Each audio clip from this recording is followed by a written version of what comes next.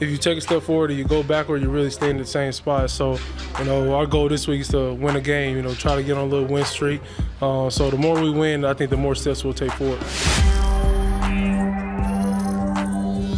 Welcome everyone to another episode of the Music City Audible podcast presented by Sinkers Beverages, the premier wine, spirits, and beer store in East Nashville in partnership with 440 Sports. I'm Justin Graver. With me, as always, Justin Melo. Justin, Cam Ward said the words there. Their goal, win a game and go on a little win streak. Today's episode, semi-previewing the 49ers, but really answering the question, what happens if this Tennessee Titans team goes on a run?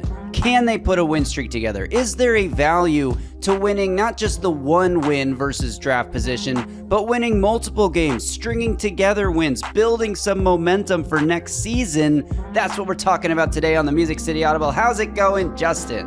What happens if the Titans go on a win streak? Well, I imagine hell freezes over, pigs grow wings and can fly. I don't know. It's been a while since we've seen those words, those seemingly forbidden words, win streak in Tennessee. I'm doing well. Looking forward to Sunday's game. Back to you. The last time the Titans were on a win streak, the Tennessee Titans of Nashville, Titans of the South, if you will, was the last second game in a row that they won. It was actually more than second, was the Green Bay game on Thursday Night Football in November of 2022. It has been years since Titans fans have experienced a win streak. And we're talking about this, Justin, as the Titans prepare to face a 9-4 49ers team that has run through most of their competition, although not literally, which we can talk about because they can't run the ball, even though they have Christian McCaffrey. But now, that might sound crazy, but why we're talking about this is because of a few reasons. Number one, we've been talking all week. We've been power of positivity on this channel all week, talking about how the Titans can possibly pull off a quick turnaround and be competitive in 2026. I do think going into the end of this season and starting next season with a little bit of that confidence that we can win, that expectation that we're going to go win every game, I think that can actually help them with this turnaround. Talking about it with a 9-4 49ers team, I think there's more reasons for hope than maybe Titans fans would expect. At the same time, I don't know if we're predicting a win today, but there are reasons that the 49ers are vulnerable. Yeah, there's no doubt about it. And look, I'm usually not big on winning to end a season and building momentum towards the next year. Titans are going to go through a lot of changes. Obviously, they're going to have a new coaching staff that's not going to have anything to do with what happened this season. But I do think I'll concede and meet you in the middle, because when you do have a rookie quarterback like Cam Ward and you've got some building blocks, I think it would be good to experience some success towards the end of the year here, not just for Cam, but for Shimere DK, for Alec Ioman or Gunnar Helm, guys who we know are going to be here next year. Heck, even guys like J.C. Latham and Peter Skoronski, who haven't really done any winning at the NFL level. And on the defensive side of the ball, Kevin Winston, showing Jeffrey Simmons that, you know what, this thing is starting to turn around. Sign a new contract here, which I think he's going to do this offseason. But reward that faith a little bit that he's shown, because he's shown a lot of faith in this program being able to turn things around. It'd be nice to have some tangible proof that they're actually on the right path. And that starts this Sunday with trying to get a win against the 49ers. And it's ridiculous. I mean, 2022, I think you said? Or was it 2020? Was it 2022? Yeah. 2022. The last time they went on a win streak, that's outrageous. It doesn't even sound real, but unfortunately, it is sort of the dire state that the Titans franchise finds themselves in. Yeah, and I think to your point, it is a brand new season, and the literal wins obviously don't carry over in the, on the record sheet. But even the idea of like we've seen teams close hot all the time and then start cold and then vice versa, it really does have no bearing. But I do think, to your point, when you're talking about these young players, there is a process of learning how to win. Mike McCoy spoke about this on Wednesday, and basically he was like, you can't really teach somebody how to win because every time you win a game, it's different. There's some key play somewhere that propels you to victory, and it's never the same key play.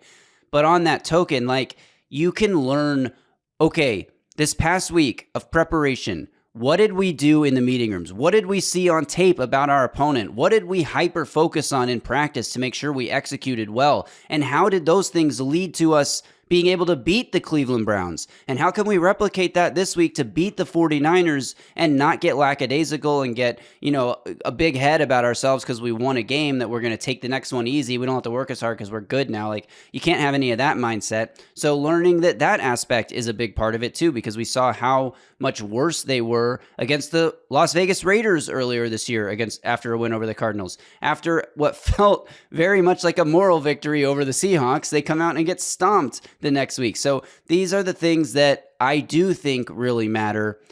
When you compare them to the potential lost draft position, if the Titans go on a run here, they're not just going to lose the number 1 overall pick. Obviously, they're going to fall out of the top 5. They'll probably be picking in the back half or the later half of the top 10. That is a potential big loss in terms of the capital that you would have and the ability to turn things around quicker by infusing talent into the roster.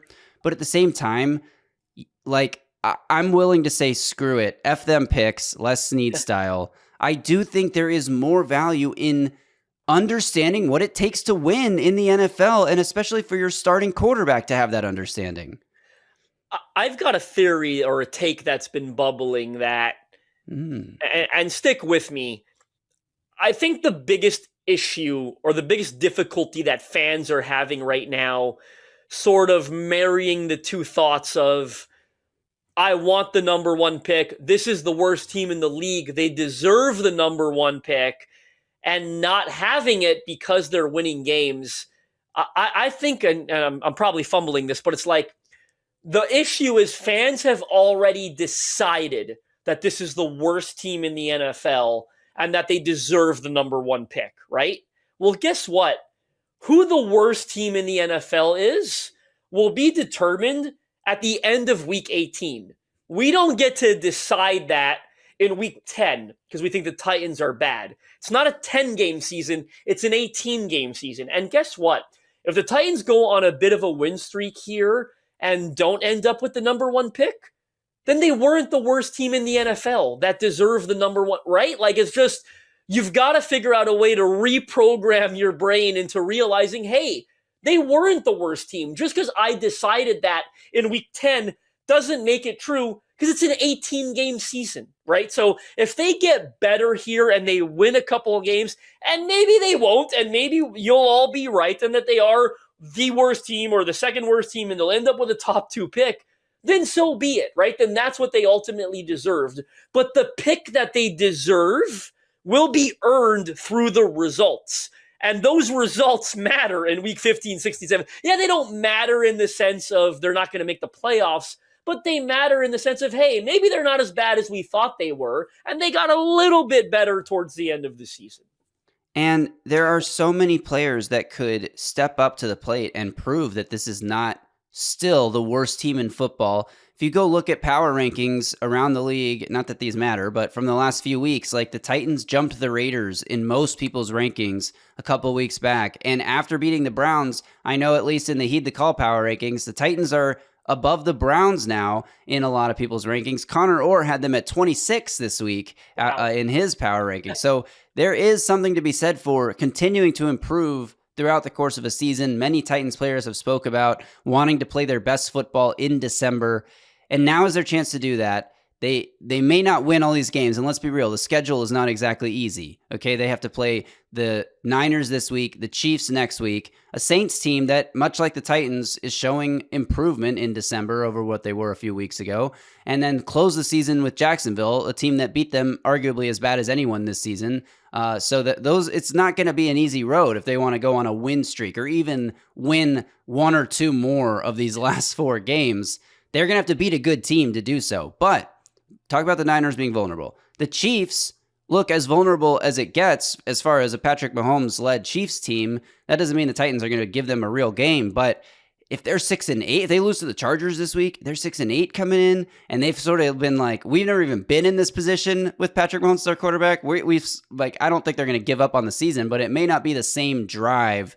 And it's funny because when the schedule came out, you see the Chiefs in week 16, and you're like, oh, they might be resting starters by then. We might have a chance. But the opposite is true. The Saints are obviously beatable, and Jacksonville, they might be resting starters by week 18, depending on how the last.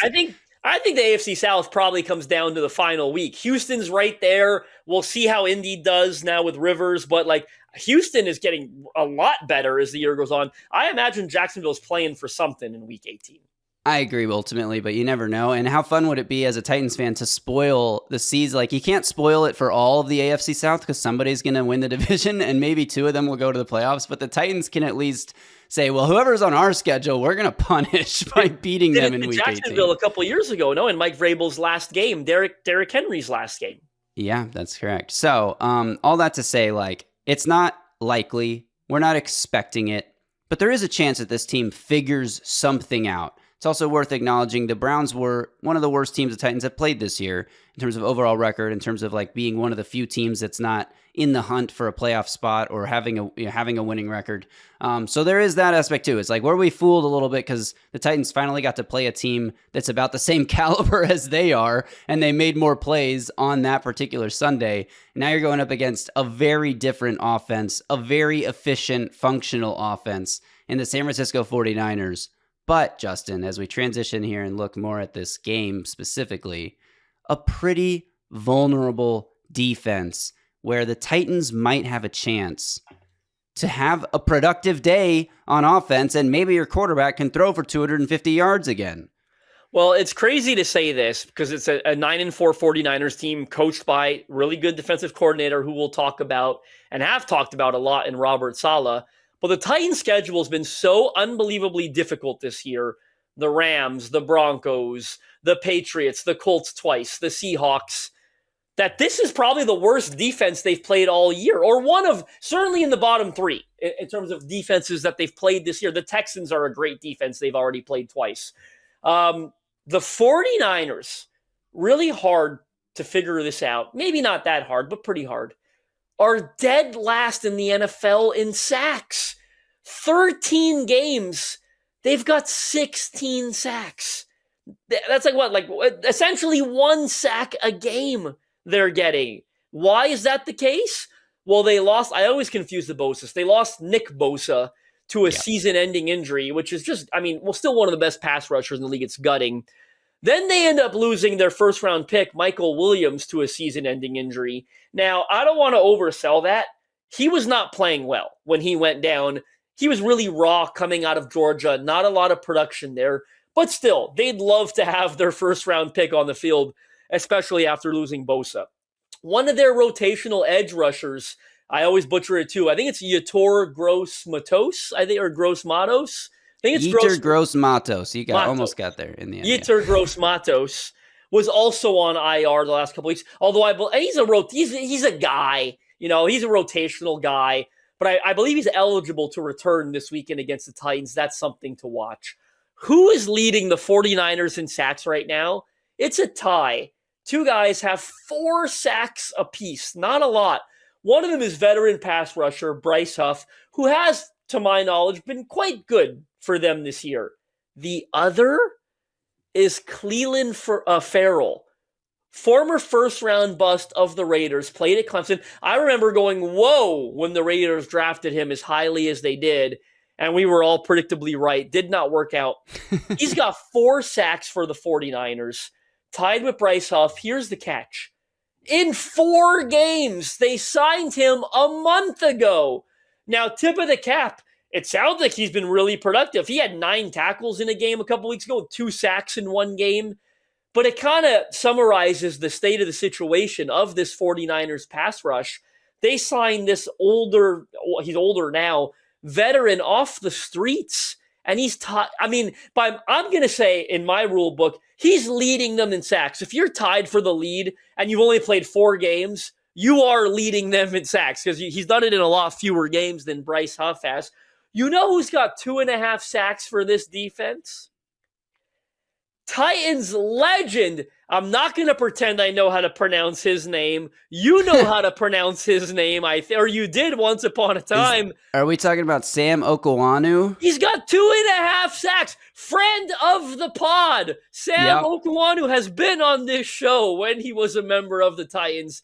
I'm happy he's carved out. I mean, UDFA, the fact that he's still around, he's got to be in what, year 4 or 5 now, I would wager?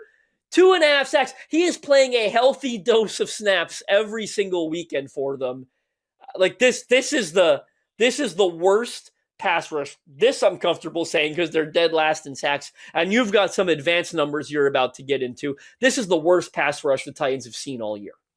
Yeah, we'll get to what this means for Cam Ward and maybe some bold predictions about what he can do in this game. Finally, potentially, we shouldn't get ahead of ourselves, potentially having a clean pocket in this matchup. But when you talk about, are they the worst defense? Well, if you look at just EPA per play, they are within, you got to go to 3 decimals to separate them from the Cardinals and the Raiders. All 3 of those teams, Niners, Cardinals, Raiders, are grouped in the same 23 to 25 ranking in terms of overall defense EPA per play allowed.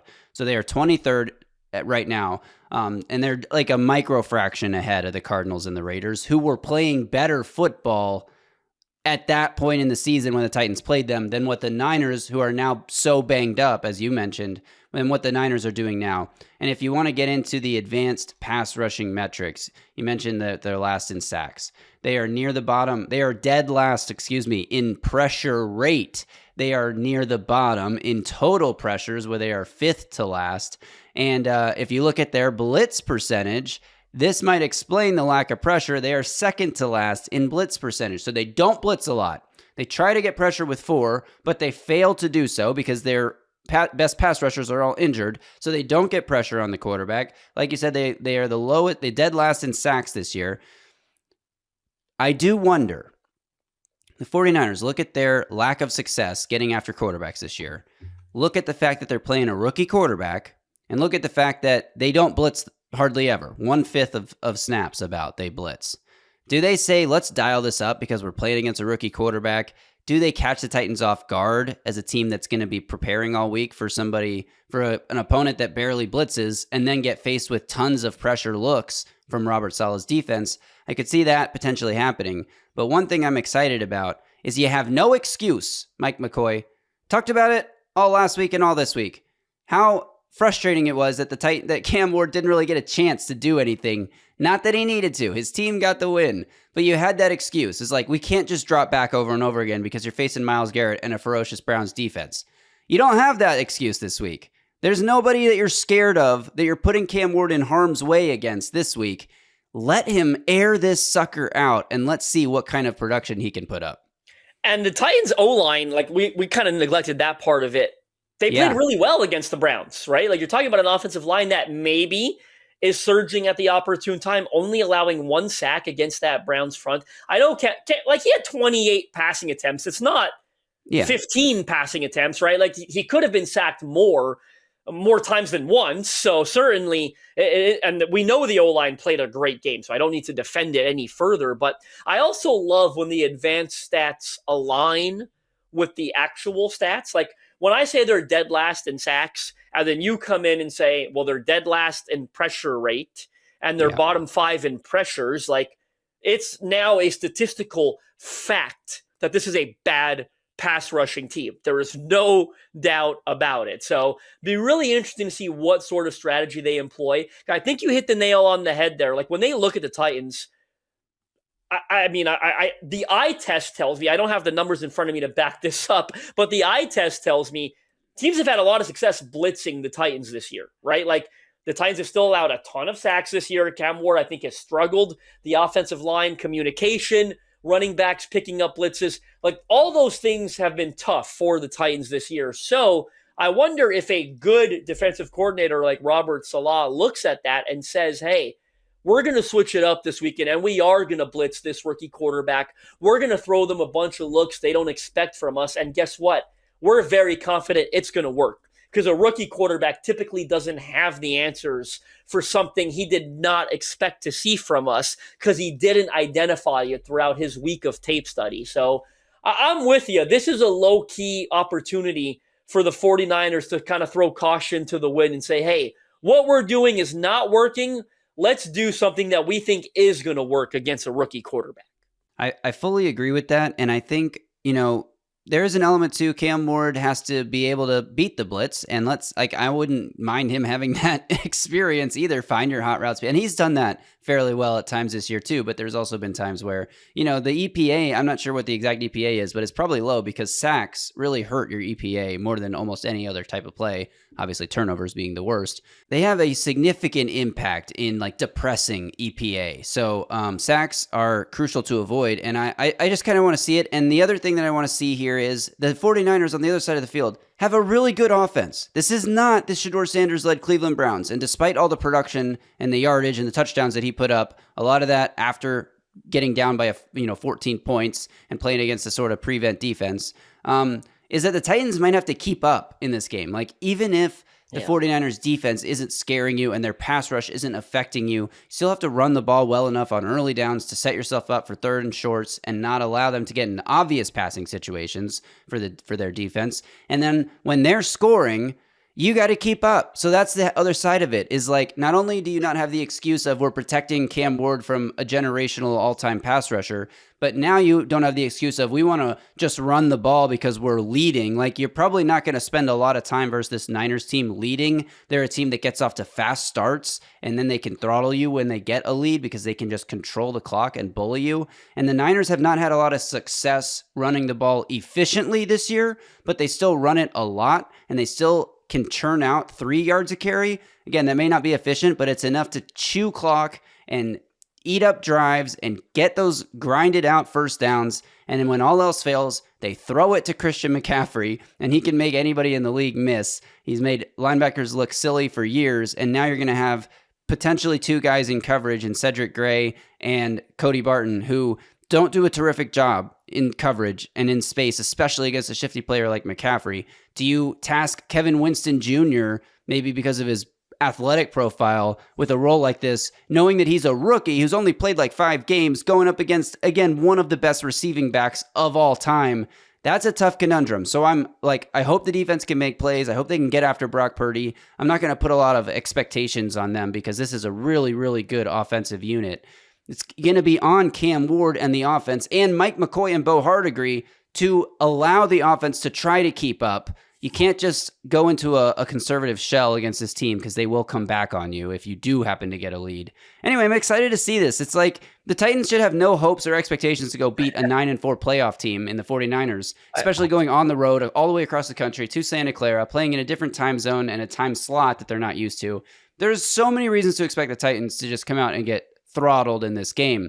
But I don't know. I just feel like the way Cam Ward's attitude has been this week about not allowing his teammates to get too high on one win, and the fact that they really just want to keep stringing together wins in December, and the fact that Cam Ward might finally, for the first time all season, have time to find players downfield and throw the ball for real. It gets me excited for this matchup. The Titans could lose 37-21, and that wouldn't surprise me one bit. But I would have fun watching them put up 21 points in a game, I also want to, summarize this here. If you don't think this 49ers team is going to be motivated, the standings right now are pretty outrageous. They are 9-4. They are the 6th seed in the NFC. They are essentially 1.5 games out of being the number 1 seed. Because at 9-4, they are behind the Rams and Seahawks in the NFC West, who are 10-3 apiece. And the Rams hold the number 1 seed, the first round bye, home field advantage throughout the NFC playoffs. That is still very much within reach for the 49ers. If they come out and win this division, they'll almost certainly be the 1 seed. Now, the way the Rams are rolling, the Seahawks are playing, it's certainly not a guarantee.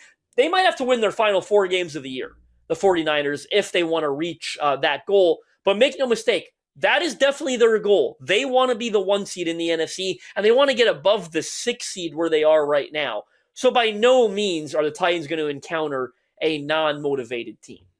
Yeah, so it's going to be a fun one to watch. I want to make a bold prediction in that I think Cam Ward could potentially have his first game where he doesn't take a sack Now, I Wow. understand that might not happen, but you've seen some growth with it. The fact that he only took one against Cleveland and Myles Garrett last week, like I'd rather see him take a sack and try to push the ball downfield more in this game than not take any sacks and only throw little dump offs and checkdowns. But at the same time, it would be a nice like feather in his cap as a player to go through a game as a quarterback and not be taken to the ground with the ball a single time.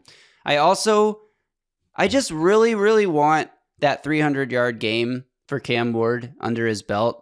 And this feels like the prime opportunity when you're going up against a team that you know can put up points, that has a bad pass rush and a pretty bad pass defense overall. It's going to play a lot of man coverage. That's the thing. The 49ers play a lot of man coverage, so I don't necessarily trust this group of receivers for the Titans to go beat up on man coverage. And I actually wonder, do we get a Cam Ward career-high rushing yards in this game? Because you're going to have a pretty weak pass rush that doesn't blitz that often and a bunch of defenders with their backs to the quarterback downfield in coverage. I could see a scenario where Cam Ward takes off and runs more often than we've seen in other games this year and helps the offense a lot by doing so.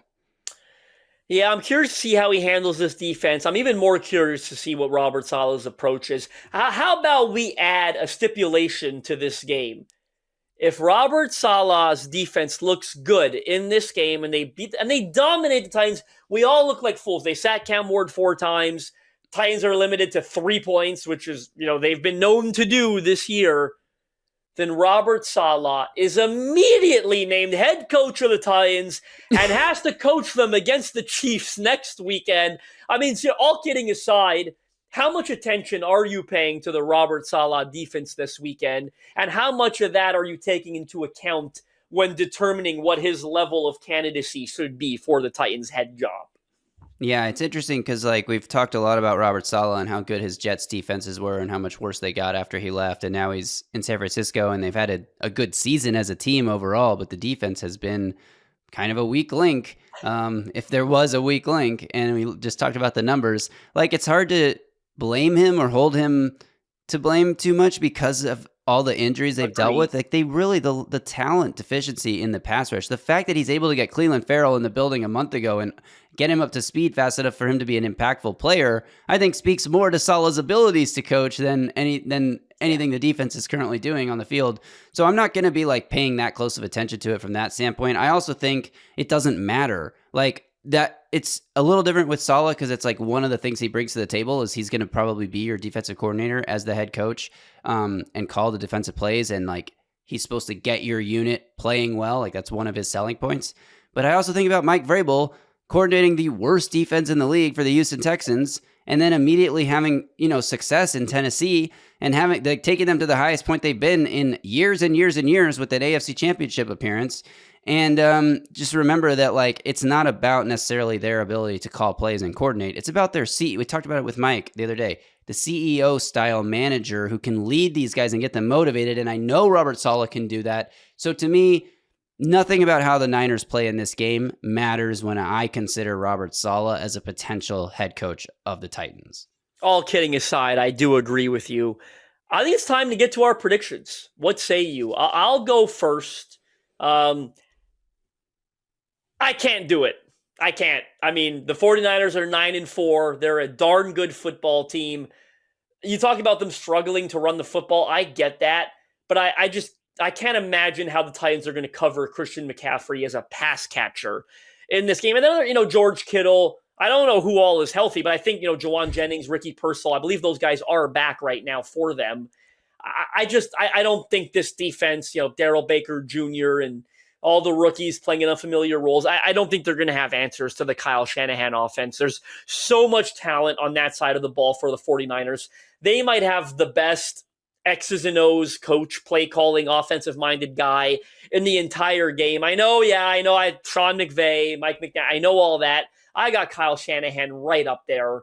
I just don't think the Titans are going to have the answers, especially for Christian McCaffrey in space in this game to truly, I don't want to say to truly compete because I'm not going to predict a blowout, but to truly win it, I can't get there. I'm going to go 49ers 27, Titans 20.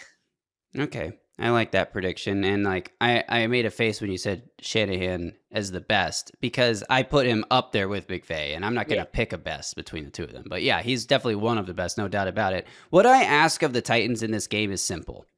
Be competitive. Yeah. Be competitive for 3 quarters. Like, let's head into the 4th quarter with it being a 1-score game. And then you never know what can happen. Like, the ball can just bounce your way. You can get lucky like they did against the Cardinals and fluke your way into a win. Or you could just step up in the 4th quarter and make some big-time plays and come out with a win.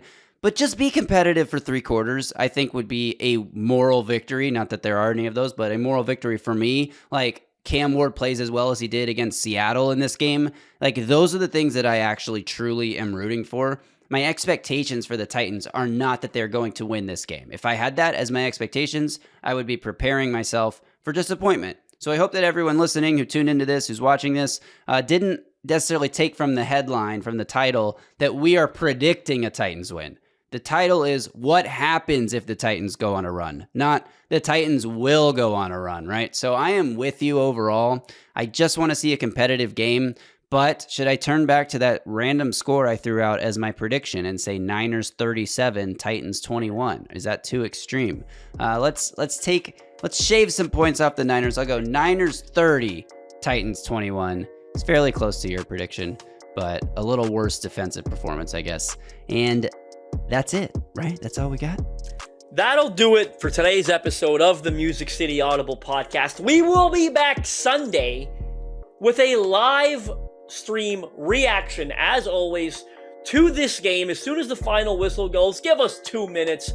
We'll be live with our reaction. I look forward to going back on everything we said in this episode and saying the Titans are the worst team in the NFL and they need the number 1 pick because they're so bad. Whatever happens on Sunday, we will be back with a live stream episode with an instant reaction to whatever occurs. Until Sunday, y'all stay safe out there and tighten up.